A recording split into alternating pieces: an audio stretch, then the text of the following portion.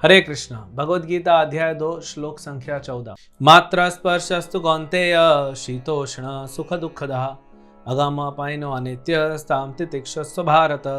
हे कुंती पुत्र, सुख तथा दुख का क्षणिक उदय तथा कालक्रम में उनका अंतर्धान होना सर्दी तथा गर्मी की ऋतुओं के आने जाने के समान है। हे भरतवंशी, वे इंद्रिय बोध से उत्पन्न होते हैं और मनुष्य को चाहिए कि अविचल भाव से उनको सहन करना सीखें। तो यहाँ पे भगवान सहने की बात कर रहे हैं, क्योंकि पिछले श्लोक में देहिनो अस्मिन् यथा देहे कौमारम यौवनम जरा तथा देहांतर प्राप्तिस् धीरः तत्र न मुह्यति, कि अर्जुन ये शरीर तो परिवर्तित है और जिस दिन ये शरीर इररिपेलेबल हो जाएगा, आप उसको रिपेयर नहीं कर सकते, बहुत ज्यादा खराब हो गया तो आत्मा उसको छोड़ के दूसरा शरीर ले लेती है, इसमें प्रॉब्लम क्या है? तो अर्जुन मान लीजिए बोलता है नहीं नहीं, लेकिन प्रभु मैं तो भीष्म के शरीर से आसक्त हूं ना, इस शरीर को प्रेम करता हूं, द्रोण के शरीर को प्रेम करता हूं, आत्मा को तो नहीं देखा लेकिन मैं शरीर से प्रेम करता हूं, अब इस शरीर को कैसे मारूं? तब भगवान बोलते हैं देखो अर्जुन, जैसे सुख अपने आप आता है, दुख अपने आप आता है, वो आता भी है चला भी जाता है। भौतिक सुख अपने आप आता है, भौतिक दुख अपने आप आता है। दूसरा, ये टिकते नहीं दोनों, ये आते हैं चले जाते हैं। उदाहरण क्या देते हैं? शीतोष्ण, जैसे सर्दी और गर्मी। सर्दी का मौसम है, फिर गर्मी आती है, फिर सर्दी आती है, फिर गर्मी आती है, ये ऋतु चक्र जो है वो चलता रहता है। ऐसे ही सुख दुख का भौतिक संसार में चक्र चलता रहता है, लेकिन हम क्या करते हैं? हम सहते हैं। जो उत्तर भारत में रहते हैं, हाँ, कितनी ठंडी है, गर्मी भी है ठंडी भी है।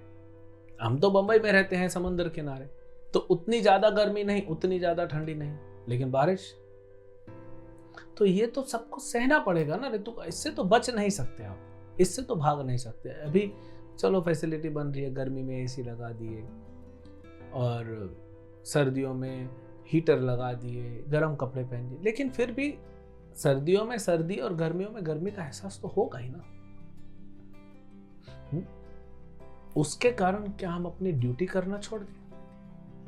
जैसे एक माता है, हाँ, हम भारत में रहते हैं, मध्यम वर्गीय परिवार है, सब बहुत ज्यादा है। अब ऐसा तो नहीं है कि किचन में एसी लगा हुआ है सेंट्रल, तो किचन में गर्मी तो होगा, रसोई में आप पकाएंगे गर्मी होगा। तो मई का जब मौसम आता है, भारत में गर्मी हो जाती है प्राय मई में, तो एक माँ क्या बोलेगी, एक पत्नी क्या बोलेगी अपने पति को? मैं नहीं बनाऊंगी खाना क्योंकि बहुत गर्मी लग रही है। हो सकता है बोल भी दे, लेकिन करना पड़ता है, करते हैं। एक माँ क्या, बच्चा जब बोलेगा मम्मी मुझे भूख लगी, स्कूल से आएगा दोपहर में 1 बजे, बोलेगा भूख लग गई, तो उसकी माँ क्या बोलेगी? बहुत गर्मी है, मैं नहीं पकाऊंगी। नहीं, वो पकाती है, उसका ड्यूटी। तो गर्मी में वो अपना ड्यूटी करती है। सर्दी में भी, हाँ, सर्दी में कोई बोलेगा किचन में तो खाना पकाना अच्छा है, लेकिन ठंडे पानी से बर्तन धोना पड़ता है। तो सर्दी हो या गर्मी हो, सुख हो या दुख हो, हमको सबको सहते हुए अपना धर्म, अपनी ड्यूटी करनी चाहिए, उसको नहीं रोकना चाहिए, क्योंकि नहीं तो हम और ज्यादा इस मृत्यु संसार में फंसते जाएंगे। क्योंकि जो हमें करना है करना है। अभी आप ऑफिस नहीं जाते क्या? सर्दी हो, गर्मी हो, बारिश हो, ऑफिस जाते हैं क्योंकि पैसा आता है, उससे घर चलता है, सहते हैं ना। वैसे ही जीवन में सुख और दुख को सहते हुए अपना धर्म करो। और क्या है मेन धर्म? मेन धर्म, सबसे जो ऊंचा धर्म है आत्मा का, वो है परमात्मा की, भगवान की सेवा करना। ऋषिकेन ऋषिकेश, अपनी इंद्रियों से, अपने शरीर से भगवान की सेवा करना, चाहे सुख मिले चाहे दुख मिले। हालांकि भगवान की सेवा करने से सिर्फ आनंद मिलता है, लेकिन शुरू में क्या होता है ना, ट्रांजिशन फेज होता है। ठंडी बहुत लग रही है, सवेरे उठ के प्रभु जी कैसे जप करेंगे, बहुत ठंडी है। नहीं, उठना पड़ेगा। आप जॉब के लिए उठते हैं, मान लीजिए, चलो ज्यादातर तो हम देखते हैं किसी का जॉब 9 बजे 8 बजे, बच्चों का स्कूल तो 7 बजे ही है, वो तो 6 बजे उठना पड़ता है तैयार होने के लिए। माता को तो फिर 5 बजे उठना पड़ता है सब कुछ अरेंजमेंट करने के लिए।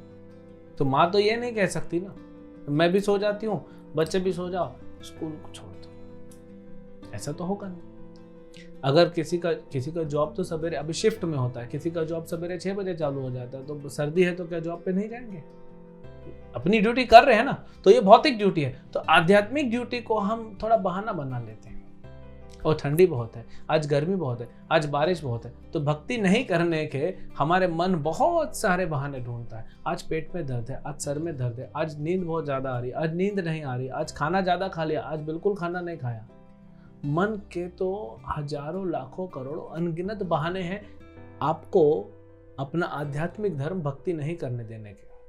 लेकिन हम उन सबको सहते हुए अपने धर्म में आगे बढ़े। अब यहाँ पे भगवान अर्जुन के लिए 2 शब्दों का प्रयोग कर रहे हैं, एक कौन्तेय और एक भारत। कौन्तेय मतलब तुम कुंती पुत्र हो, एक क्षत्राणी के पुत्र हो।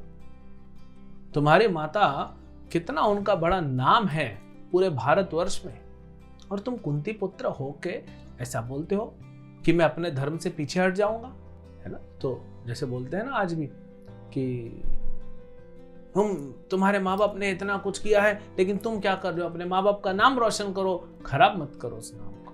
तो ऐसे ही भारत बोल रहे हैं। भारत मतलब तुम भरतवंशी हो।